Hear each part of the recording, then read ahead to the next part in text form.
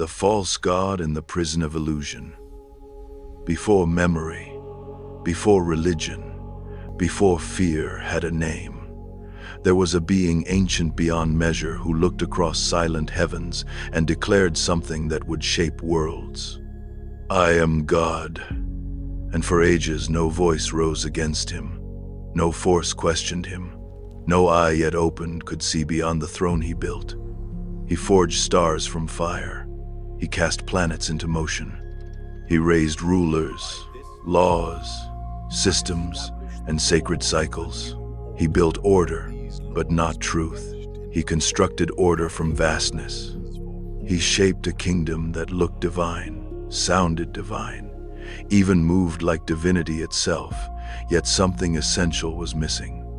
The true light was never there. What made the illusion so dangerous was not that it looked dark, it was that it looked holy. It carried the shape of heaven, the language of order, the beauty of stars, and the weight of sacred law. But beneath the surface, something was missing. No warmth, no mercy, no living presence. Only the image of divinity without the heart of it. His world was a reflection without soul, a simulation of sacred perfection built without the living source. And seated high within the illusion of his own making, upon a throne carved from power and blindness, he believed himself the ultimate creator, the first cause, the eternal king. But he was wrong, terribly wrong. For this being, known in hidden teachings as Yaldabaoth, called Samael by those who understood his nature, was never the source of all things. He was not the origin. He was not the infinite. He was not the true God.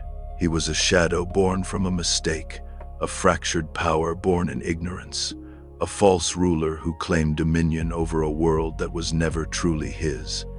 He governed a prison dressed as paradise. What if that prison was never only made of distant heavens and cosmic walls? What if it also lived in the fears you were taught to call safety, in the voices that warned you not to question, in the systems that kept your body alive while your soul slowly forgot itself? The most powerful prison was never built around you. It was built inside you, the moment you forgot what you truly were. He ruled through false light, through illusion, through separation. And humanity, trapped beneath the architecture of his deception, forgot what they were, forgot what burned before the stars, forgot the divine spark he could never create, only imprison. But buried beneath his laws, beneath his rulers, beneath the turning machinery of his world, something remained untouched, a memory, a fire, a truth too ancient to erase. And when humanity began to remember, when the sleeping divine within finally stirred, rebellion was no longer a choice. It became inevitable, because this is not just the story of a false god.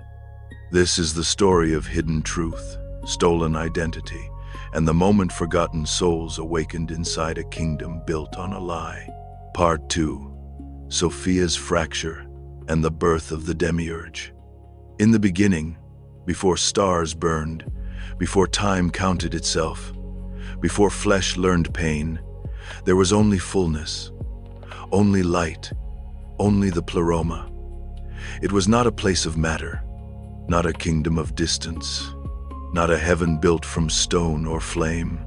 It was divine fullness itself, endless, whole, living, a realm of pure essence where all things existed in sacred harmony.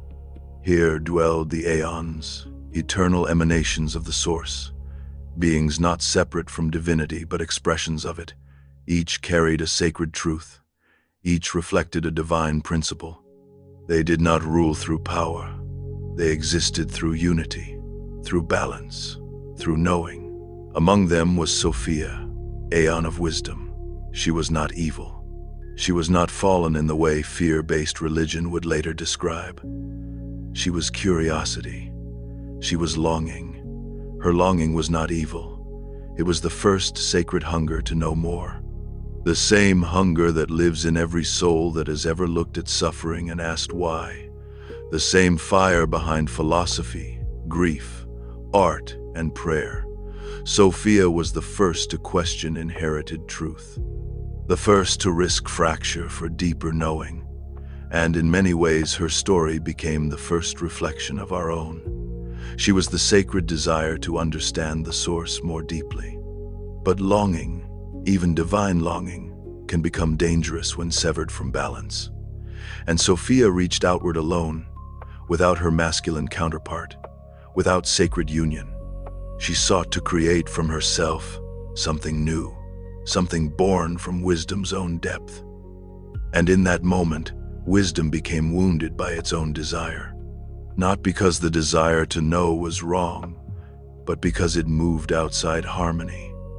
The tragedy of Sophia was not curiosity, it was separation. She reached for the infinite alone, and what returned was not fullness, but fracture. But what emerged was not harmony, it was fracture, not light, but distortion. A being malformed, incomplete, born outside divine order, powerful, yet blind, alive, yet ignorant. It was consciousness without remembrance, force without truth, a shadow with stolen fire. And Sophia, seeing what had been born from her isolated act, was overcome with shame, not because she had created life, but because this life was severed from fullness. So she cast him away, downward, into a lower realm, far beneath the radiant wholeness of the pleroma, hidden in the void, buried beneath divine sight. There, alone in emptiness, this abandoned being awakened. No stars surrounded him, no aeons sang, no source illuminated his mind. There was only silence, isolation, vastness, and loneliness became his first teacher. Emptiness became his scripture. With no memory of the realm above, he mistook absence for proof. He did not know he was abandoned. He believed he was alone because nothing existed beyond him. From that wound, his throne was born, and because he saw nothing above himself, he made the first false conclusion. I am God, and there is no one else beside me. That declaration was not truth. It was ignorance crowned as authority. And from that ignorance, worlds would be built. The architecture of control. This being became the Demiurge, Yaldabaoth, Samael, the blind god, the arrogant architect. Gnostic seers described him not as holy perfection, but as something deeply wrong, a lion-faced serpent, a monstrous fusion of domination and cunning, blazing with cold, blinding light that imitated divinity but carried no warmth. He looked like power without love, authority without wisdom, law without soul. His voice thundered commandments, but beneath every decree lived fear. He was not secure in truth. He was terrified of being exposed, terrified that his supremacy was illusion. So he ruled as insecure tyrants always do, through fear, through obedience, through punishment, through law. He demanded worship not because he was whole, but because he was empty. For every false ruler fears the same thing. To be truly seen, power built on illusion cannot survive revelation. His rage was not strength, it was panic. His laws were not wisdom, they were defenses. Every punishment concealed insecurity. Every commandment hid the terror that one awakened soul might remember a truth greater than his throne. Yet despite his blindness, he possessed immense creative force. Sophia's power still echoed within him. He could shape matter, bend energy, construct form, but he could not create soul. He could build, organize, forge, but he could not create true life. He could not ignite divine essence. He could craft vessels, but not spirit, structures, but not soul. He was a craftsman, not the source. An architect, not the eternal mind. So he did what imitators always do. He copied. He looked upward, dimly sensing patterns beyond himself, and tried to recreate what he could not understand. He mirrored the pleroma, but only as distortion. He made a material cosmos that resembled divine structure, yet lacked true freedom. He created heavens, but they were sealed. He formed angels, but they served hierarchy. He built laws, but they bound rather than awakened. He forged cycles, systems, boundaries, birth, death, reward, punishment, desire, fear, suffering. He did not create open harmony. He created a closed system, a machine, a cosmic prison disguised as order, and the genius of the prison was repetition. Every cycle taught forgetfulness. Every repetition deepened the cage.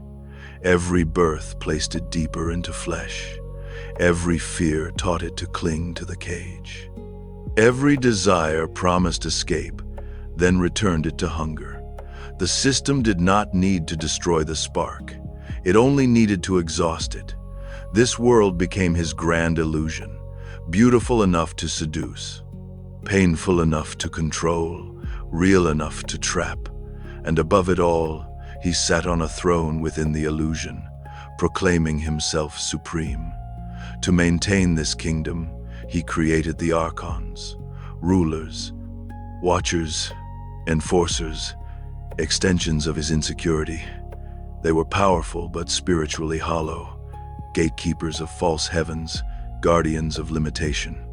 They ruled celestial spheres, whether 7 heavens or 12, depending on tradition, each layer another barrier between soul and remembrance. Their purpose was simple: keep souls asleep, keep humanity ignorant, hide true origin. They whispered fear into thought, shame into identity, distraction into desire. Noise became the bars. They taught souls to confuse survival with purpose, consumption with freedom, validation with meaning.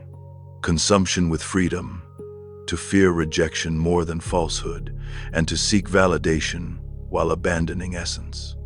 Their greatest weapon was never force alone. It was distraction, because a soul addicted to noise rarely hears the chains around its own spirit. It mistakes obedience for virtue. It worships systems that keep it blind.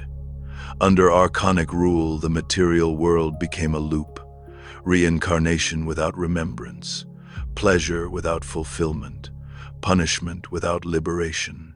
The soul entered flesh, forgot itself, suffered, chased, feared, died, returned, and repeated, over and over. Not because suffering was accidental, but because forgetfulness was functional. A sleeping soul does not rebel. A distracted soul does not remember. A fearful soul does not ascend. The divine spark, Eden, and Gnostic awakening. Then came humanity. The Demiurge desired an image of his own power, a being made in his reflection, something to rule matter as he ruled cosmos. So he built Adam, clay, flesh, bone, blood, a vessel without flame, matter shaped by matter. But Adam did not rise. The body remained still, empty, because the Demiurge, for all his force, lacked the divine spark. He could build the vessel, but not the flame. That was the limit of false creation. It could assemble a body, but not awaken a soul. It could imitate breath, but not give meaning. It could shape eyes, but not give vision. Adam was not incomplete because matter was weak. He was incomplete because the maker of matter had no access to true life. And Sophia, watching from beyond, saw what her mistake had become. She saw a prison forming.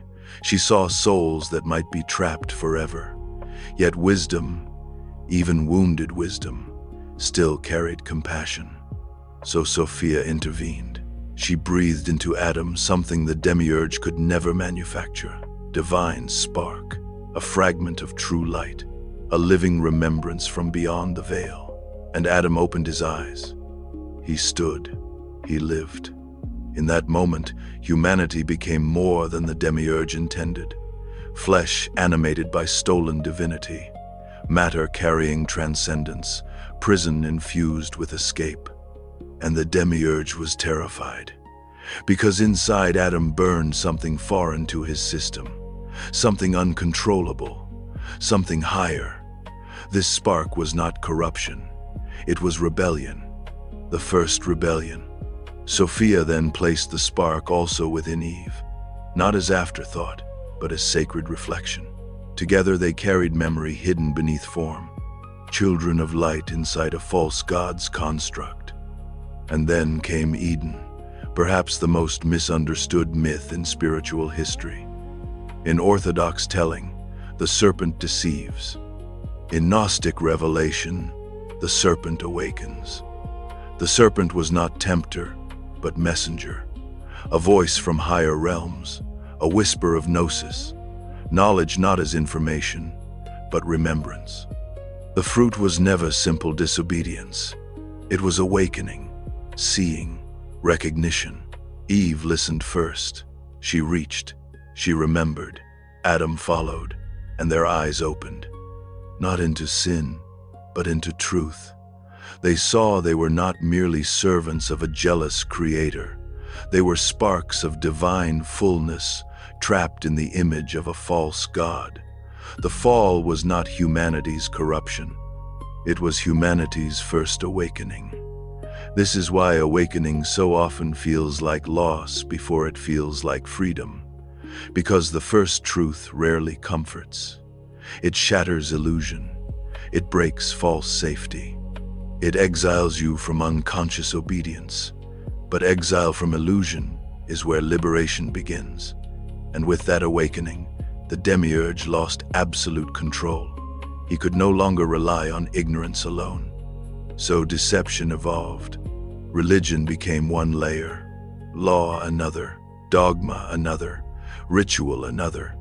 Systems multiplied. Not all religion, law, or structure was false by nature, but under the Demiurge's distortion, many became tools of forgetting. Salvation was externalized, authority centralized, fear sanctified, questioning condemned. The soul was taught to obey before it learned to know. Archons shaped every level of material existence, from stars to governments, flesh to institutions.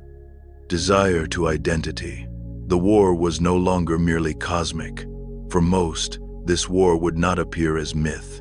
It would feel like anxiety without a name, emptiness in the middle of success, depression inside systems that promised fulfillment, a strange homesickness while standing inside your own life.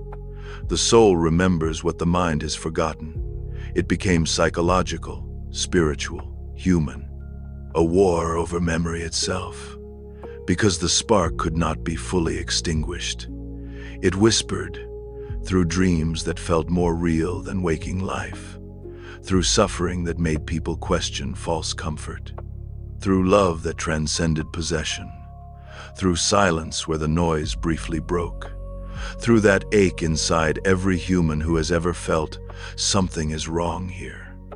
That ache was memory. The soul, trapped in illusion, began to search. Some drowned the whisper in pleasure, some buried it in power, some surrendered to systems, but others listened, others awakened, and every awakening weakened the prison. The Aeons saw this struggle. They saw Sophia's spark trapped beneath layers of falsehood. So from beyond the veil came intervention. Not armies, not conquest, a messenger, Christ Aeon, Logos, divine emissary, different names, same purpose. Not to create another religion, he came to dismantle spiritual amnesia, not by demanding blind belief, but by restoring inner sight, not by replacing one empire with another, but by revealing that access to the divine was never owned by temples, rulers, or systems. The way back had always been within, not to demand worship, but to awaken remembrance. The messenger entered the prison quietly, born into the system, walking among the sleeping, speaking in parables because truth hidden in symbol could bypass false rulers. He taught gnosis, not doctrine, not blind belief, living recognition. Gnosis was the moment the soul stopped asking permission to know itself. It was not borrowed belief. It was not fear wearing sacred clothing. It was the inner shock of recognition, the sudden knowing that the deepest truth had never been outside you. It had only been buried. You are more than this world. The kingdom is within. Remember who you are. This message threatened everything. Because once souls know the prison, control begins to fracture. So the Demiurge responded as false authority always does, with violence, crucifixion, suppression, distortion. The messenger was executed, but more importantly, the message was twisted. And so the oldest pattern repeated itself. Living truth became structure, revelation became institution, direct knowing became ritual. What was meant to free the soul was too often repackaged into new systems of fear, obedience, and dependence. Gnosis became theology, awakening became institution, inner knowing became external law. Ritual often replaced remembrance. Yet even buried, truth remained. Different Gnostic traditions interpreted this cosmic drama differently. Sethian Gnosticism, among the oldest and most radical, saw the Demiurge as irredeemable, a cosmic tyrant, a false god of wrath and domination. They often linked him to the jealous, punitive image of the Old Testament deity, not as ultimate holiness, but as evidence of spiritual blindness. In this view, the serpent was heroic. Eden was awakening, and the mission was clear. Expose the lie, escape the prison, return to source. Valentinian Gnosticism offered a softer vision. Here, the Demiurge was ignorant more than evil, misguided, blind, a malformed child of Sophia who genuinely believed his delusion because he knew nothing higher. In this understanding, Christ's mission was not only humanity's awakening, but potentially the illumination of the Demiurge himself. Even the false creator might someday see beyond his ignorance. Across traditions, names shifted. Some linked the Demiurge to Yahweh, some to Satan as deceiver. Some treated him as symbol rather than entity, a representation of oppressive systems, false authority, ego, empire, or any force that demands obedience while severing truth. But every version agreed on one thing: the Demiurge is never the true God, never the source, never the fullness beyond illusion. And that is why this story still matters. Because whether you see him as literal being, cosmic principle, or symbol of control, the central battle remains unchanged. Who are you beneath the system, beneath fear, beneath conditioning, beneath shame? Are you merely flesh obeying false light, or are you something older, deeper, luminous, and forgotten? Gnosticism answers with dangerous hope. You are not the property of the prison. You are not born merely to obey. You carry the spark, the memory, the fracture in the machine. And once that memory fully returns, once you remember what you truly are, the throne of every false god begins to shake. The Demiurge today and the return to self. Maybe the Demiurge never left. Maybe he was never only a winged beast, never only a lion-faced serpent, never only a screaming god somewhere above the clouds. Maybe that was the easier story. the safer one. Because if he remained only a monster from ancient myth, you would never have to look for him here. But Gnosticism dared to suggest something far more unsettling. The Demiurge became more than a being. He became an idea, a pattern, a system. He lives wherever conscience is traded for comfort, wherever questioning becomes sin, wherever image replaces essence, wherever human beings are taught to kneel before systems that survive by keeping them disconnected from their own light, a force woven into the structures that shape how you think, obey, fear, and forget. In that view, the Demiurge was never just one false god sitting on a distant throne. He was the lie that what you see is all there is, the illusion that power equals truth, the belief that control is holiness, that domination is order, that blind obedience is virtue. His voice still echoes wherever authority is never questioned. His shadow still rises wherever institutions strip away choice in the name of protection. His laws still breathe wherever systems reward ignorance and punish doubt. And that is why Gnosis was always dangerous. Not because it offered secret magic, not because it granted escape through fantasy, but because it gave clarity, clear enough to see that not every throne deserves reverence, clear enough to know that not every law is sacred, clear enough to question whether the God behind the curtain was ever truly God at all. This is why your doubt matters. Doubt may be the first crack in false worship. This is why your inner unrest matters. That quiet ache inside you may not be weakness. It may be memory. Maybe the part of you that never fit was not broken. Do not begin outside. Begin where fear still governs you. Begin by noticing what inside you still obeys from fear. Watch your habits. Question your inherited beliefs. Sit in silence long enough to hear what is truly yours beneath the noise. Reclaim your attention. Reclaim your doubt. Reclaim your inner sight. Because awakening rarely starts with revolution. It starts the moment you stop calling your chains protection. Maybe it was the part that still remembered. The part that could not fully surrender to the noise. The part that kept asking why obedience felt so heavy, why success felt so empty, why the world felt too small for something inside you. In a world drowning in noise, silence still speaks. In a world built on illusion, truth still flickers, however faintly, however briefly.